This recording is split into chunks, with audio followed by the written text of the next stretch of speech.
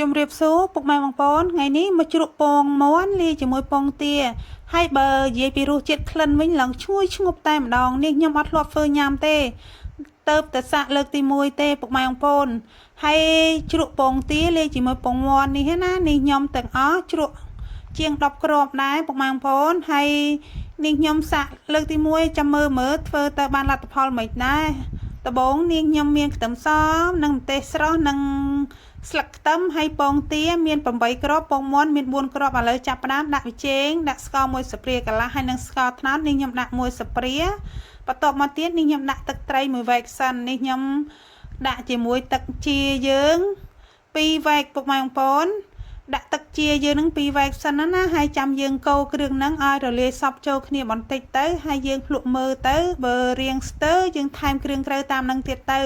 យើងលៃលកយករសជាតិដែរបងប្អូនចូលចិត្តបែបណារសជាតិផ្អែមឬក៏ប្រៃបងប្អូនលៃលកតាមនឹងទៅនេះខ្ញុំភ្លក់មើលរៀងស្រាលក៏ថែមជាមួយទឹកត្រីមួយវ៉ែកទៀតហើយរសជាតិអត់ប្រៃណាពុកម៉ែបងប្អូនយើងយករសជាតិមកល្មមទៅបានហើយកុំឲ្យផ្អែមពេកកុំឲ្យប្រៃពេកមកយើងញ៉ាំបានអញ្ចឹងណារសជាតិល្មមឆ្ងាញ់អញ្ចឹងទៅបានហើយឥឡូវនេះខ្ញុំលាយគ្រឿងក្រៅនឹងឲ្យសព្វហើយក៏ចាក់ចូលឆ្នាំងវិញដើម្បីយកវាទៅដាក់ដាំលើភ្លើងនេះខ្ញុំដាក់ដាំប្រហែលជាមួយពុះទេនេះខ្ញុំក៏បិទភ្លើងបិទអីទុកឲ្យត្រជាក់សិនបាទនេះខ្ញុំចាប់ផ្ដើមមកធ្វើ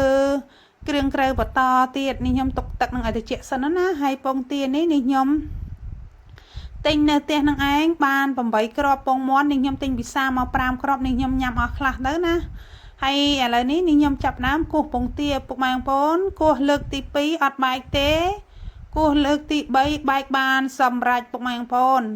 អត់ដែរធ្វើសោះហ្មងណាពុកម៉ែបងប្អូនចុះឡើងនេះខ្ញុំគោះតតែអស់ហ្នឹងបែកទី1ទេចុងក្រោយនេះខ្ញុំស្រង់យកតែពងកុហកមកដល់ពេលស្រង់ចុះស្រង់ឡើងខូចអស់4គ្រាប់នៅសល់តែ8គ្រាប់ទេ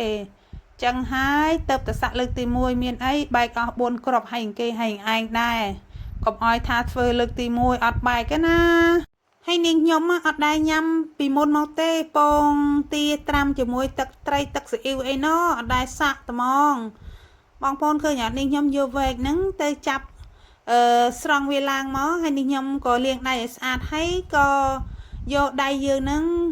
កន្លែងទៅកន្លែងមកដើម្បីវាអស់អាសាច់ពងទាសហ្នឹងណាហើយអាកន្លែងណាដែលសហ្នឹងយើងបេះចេញឲ្យអស់ទៅកុំឲ្យវាដោយ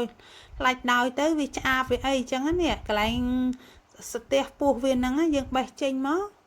បេះមិនស្រួលវាអាចនឹងឃ្លាយណាពុកម៉ែបងប្អូននេះខ្ញុំធ្វើអញ្ចឹងឯងធ្វើចុះធ្វើឡើងឃ្លាយអស់2 3គ្រាប់ទៀតទៅ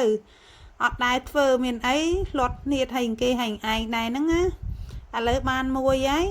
ធ្វើលើកទី2ក៏អត់អីដែរធ្វើលើកទី3ទី4មានអីអស់ពង4គ្រាប់ហើយឥឡូវនេះណាពងទាហ្នឹងចាំមើលពេលដែលធ្វើជ្រក់ហ្នឹងរសជាតិមិនដែរនាងខ្ញុំអត់ដឹងថាវាឆ្ងាញ់ឬក៏មិនឆ្ងាញ់ទេដោយសារអត់ដែរសាក់សោះហ្មងណាចង់ដឹងថាសាច់ពងទាហ្នឹងពេលដែលយើងត្រាំជាមួយទឹកត្រីហ្នឹងវាមានរសជាតិស្អិតឬក៏មិនឆ្ងាញ់បែបញាក់ណាយខ្ញុំអត់ដឹងទេណាបងប្អូនឥឡូវនៅសល់តែ8គ្រាប់ទេពងមាន់ហ្នឹង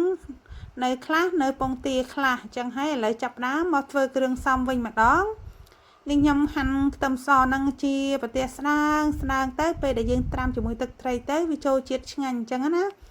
ហើយបើនេះខ្ញុំធ្វើខុសឬក៏ត្រូវអីសូមពុកម៉ែបងប្អូនលៃលោកកុំថាអីថាវ៉ាន់ហើយបើពុកម៉ែបងប្អូនមានយោបល់ល្អកុំភ្លេចខមមិននៅក្រោមវីដេអូរបស់នាងខ្ញុំនឹងធ្វើតាមពុកម៉ែបងប្អូន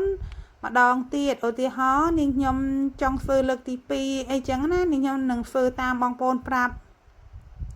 ឥឡូវនេះនាងខ្ញុំបានហាន់ខ្ទឹមសនិងម្ទេសនិងស្លឹកខ្ទឹមរួចហើយស្លឹកខ្ទឹមហ្នឹងនាងខ្ញុំក្តិចនៅជាប់ផ្ទះរបស់នាងខ្ញុំនឹងឯងដាំពីផើងហ្នឹងកាត់យកទាំងអស់តែម្ដងទៅពុកម៉ែបងប្អូនហើយឥឡូវនេះចាប់ផ្ដើមលាយគ្រឿងផ្សំហ្នឹងឲ្យវាបានចូលជាតិឡើងឈ្ងុយបន្តិចហើយពុកម៉ែបងប្អូនមើលតំណងគួរឲ្យចង់ញ៉ាំអត់នេះក្លិនវិញឡើងឈ្ងុយស្លឹកខ្ទឹមឈ្ងុយជាមួយខ្ទឹមសនិងម្ទេសហ្នឹងតែម្ដង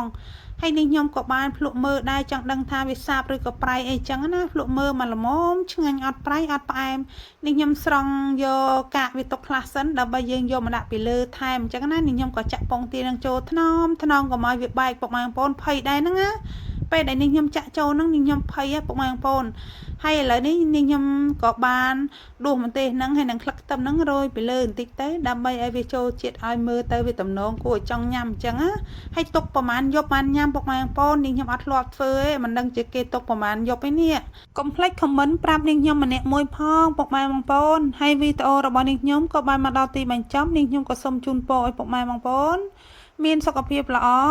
នាងខ្ញុំក៏សូមអរគុណដល់ពុកម៉ែបងប្អូនតែងតែចំណាយពេលវេលាតាមដានទស្សនាវីដេអូរបស់នាងខ្ញុំតាំងពីដើមរហូតដល់ចប់នាងខ្ញុំក៏សូមអរគុណសូមជម្រាបលាបាយ